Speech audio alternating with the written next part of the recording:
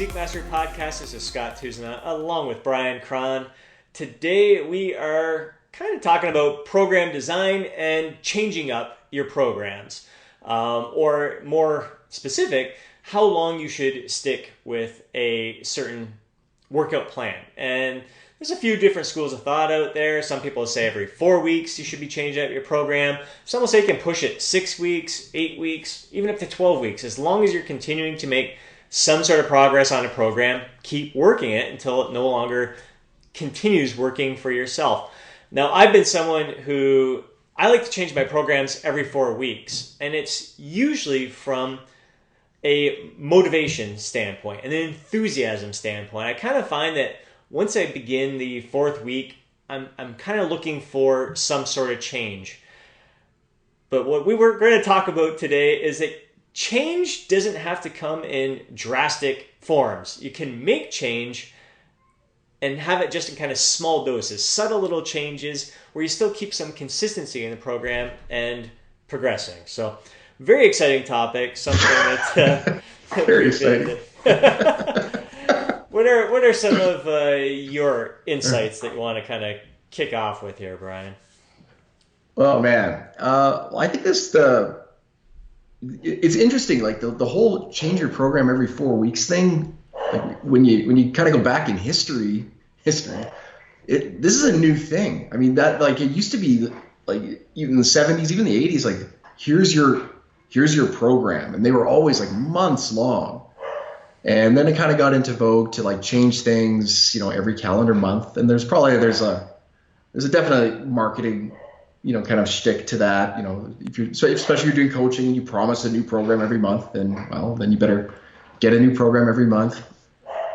But I think from an efficacy standpoint, I think the least amount of change that you can do, the better. Like I much prefer to make little tweaks very often, like even every week or two, tweak the reps, tweak the sets, maybe pull out an exercise, add an exercise, but not make wholesale changes that often, especially once it's working.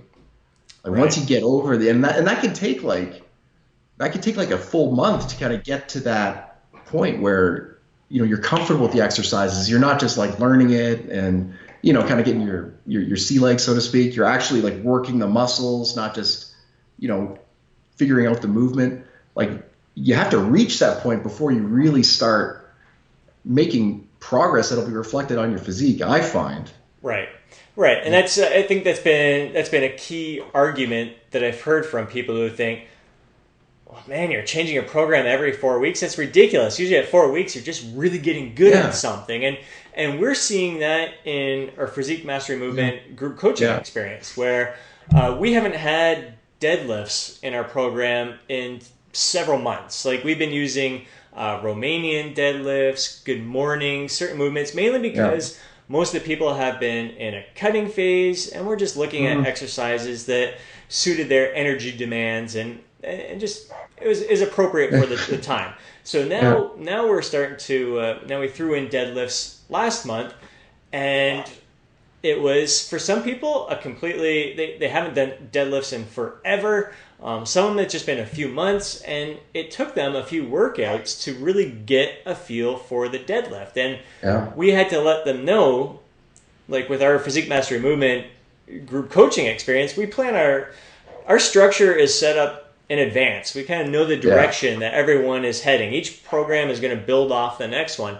We let them know, like, don't feel the need to rush your progression with the weight. Don't feel like you have to keep loading weight on the bar right now because you only have 4 weeks to hit these deadlifts and you want to hit a certain number by a certain time.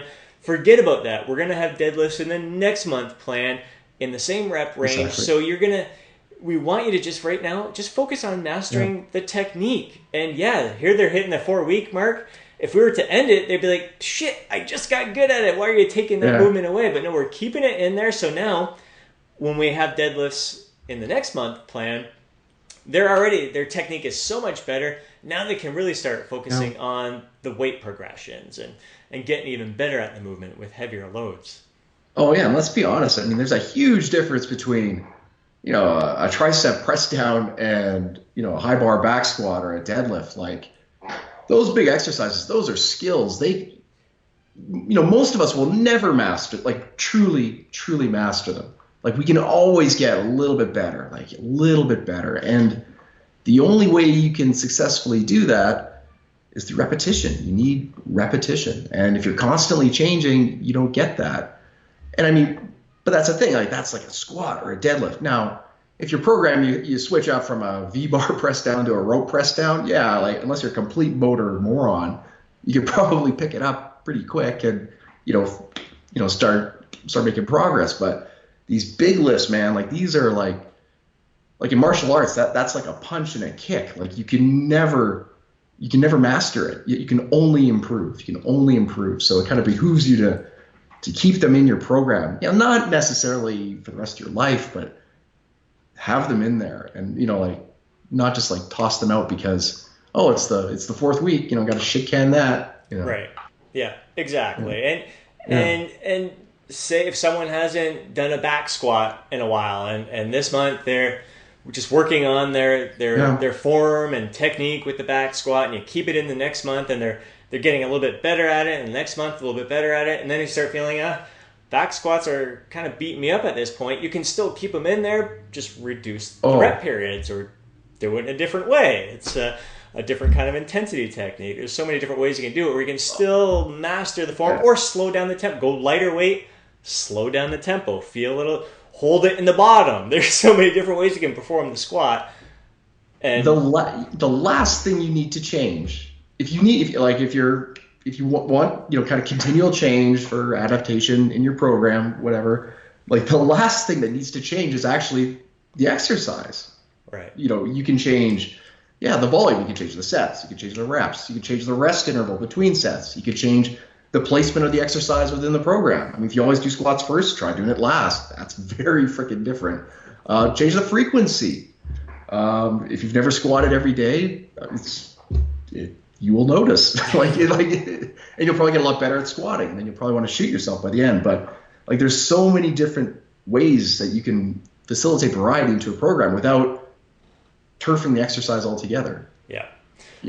And that's a big, one of the things you mentioned, changing where you place it. Right now in our upcoming program, for the month of May in the Physique Mastery movement, we have pull-ups at the very end of the back workout. Normally people do pull-ups at the beginning when they're fresh and strong, and here we crush our back and then we're like, all right, now you get to do pull-ups. So it's a completely different experience when you have it at the end. It's great to kind of break you out of habit, but you still you're working that movement, and you still get to continue mastering it. So but pull-ups last. I don't know what we were thinking. That's freaking horrible. I love it. Actually, the first time I ever did that was advice I received from Tom Venuto years ago on his bodybuilding secrets website. It's like one of the easiest things you can do. Just change the order. If you want to break out of your own habits, change the order of your exercises, and it definitely works. It definitely mixes things up for sure.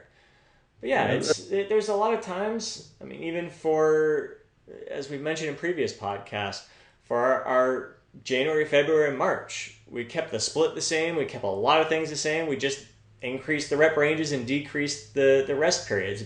People got better and better at certain moves as their energy demands or energy reserves were decreasing. We just made things a little bit easier with those movements and changing up intensity techniques on those isolation exercises. So the little things that, all right, you want to get a little variety in there, and instead of just hammer curl straight sets, you can hammer curl drop sets or myo reps, or little things to challenge your body in a little different way. We did lunges. We did 100 rep lunges. You can change that up and just do straight set lunges or reverse lunges or barbell lunges. There's just similar movements, similar structure, just subtle little changes. You don't need to change the complete program. You don't have to change the splits. There's lots of little ways that can keep you make a couple little changes to keep things fresh, keep things exciting. But it's also exciting, like I think for a lot of our members right now, it's exciting to keep the deadlifts in there because now they've mastered it. They've gotten better at the movement. Now they can get excited about progressing with the weight. And so it's like, yeah, I can't wait for deadlift day again, see if I can make an improvement from the last time. And initially their improvements weren't coming from weight on the bar, it was technique. Now we can see some improvement with weight on the bar, even a bit of reps as well. And some might find it counterintuitive, but I find that when you reach that point, you'd be doing an exercise, let's say for whatever, 6 weeks, 8 weeks, and you kind of peter out and you're not adding reps anymore and you're not adding weight and you're stagnating, you're at a plateau. Typically that's when we're told, all right, you got to change the exercise. But quite often, like that's a sign, man, that you're really now you are training. Like now you're training your muscles. Like now you've gone past that neural adaptation, and it's now you're kind of at the sweet spot. This is when you work the program. Mm-hmm. Like this is when you try to get better at it. You try to like perform your repetitions better at least, and have a smoother workout and be more efficient. And just it's not always about increasing the sets, increasing the load or increasing the reps. I mean, because that's just not that's not a tenable position. You can't do that infinitely. So, there's nothing wrong with a period where you're just focusing on just getting better at doing basically the same thing. There's nothing wrong with that. 100%. Actually, it's all good. It's definitely good. Definitely a form of mastery for sure. When you can improve on a movement and not necessarily feel the need to bump up the weight on the bar, just getting better at it, and you can definitely. That's where the muscle is being built. That's right, man. Well, and also it justifies my centuries-long plateaus. So I got some confirmation bias there, so I feel better. So I'll have a good weekend now. That's awesome. That's great. All right, so I think that kind of just that wraps things up. I mean, you hear a lot of talk from. You see some people who haven't progressed in ages, and you're like, well, what have you been doing with your programming? And they'll say, well, I've been following Arnold's Encyclopedia of Bodybuilding for the past 4 years, and it's been awesome. I love it. It's one of my favorite plans. But all right, that's what it's time. You can push things for an extended period of time, but there's got to be some sort of change in there. I love that double split routine of that book, though, man. Oh my god, dude! I've been thinking about that actually for this. Oh fuck! Don't do it, man. I know. But seriously, for the past 10 days, I've been 2 times a day. Could I do it? I don't know. I don't think life will allow me to do that right now. You've done twice a day. Oh yeah. I've got actually a couple of guys who are doing it, but for me, maybe I'm not. I sure as hell ain't Arnold, but like for me, it could work with like 1 or 2 workouts a week, where it's something you want to specialize on. I could say chest and triceps. You do it twice a day, twice a week. But then like the rest of your week, that's the trick. The rest of the week is like once a day at most, and really kind of mailing it in, because it's just so demanding. Not just on the freaking lifestyle, but just it's definitely demanding on just your recuperative abilities. Yeah. So how Arnold would train, what is it, 6 days a week, and then at night he'd go in. Yeah, and at night they'd go in and squat 3 nights. That's why. That's work ethic. Yes. Yeah. No doubt about it. Another reason I'm not Arnold. Oh. That's awesome. Fuck, you piqued my interest there. That's a nice little twist on it. Specializing on a body part or two and doing that. Yeah, fuck, you're a smart guy there. I got all this. Fucking dropping some golden nuggets here on our podcast. Now everyone's gonna be trying to figure out how they can work that, and that's awesome. Actually, you really got me intrigued there. I'll send you something. I'm curious. That's awesome, man. Yeah. Good stuff. All right, guys. Hope you enjoyed this episode. Would love to hear your insights, any comments, feedbacks. Share them down below in the comment section. We'll catch you soon for another episode of the Physique Mastery Podcast. Boom.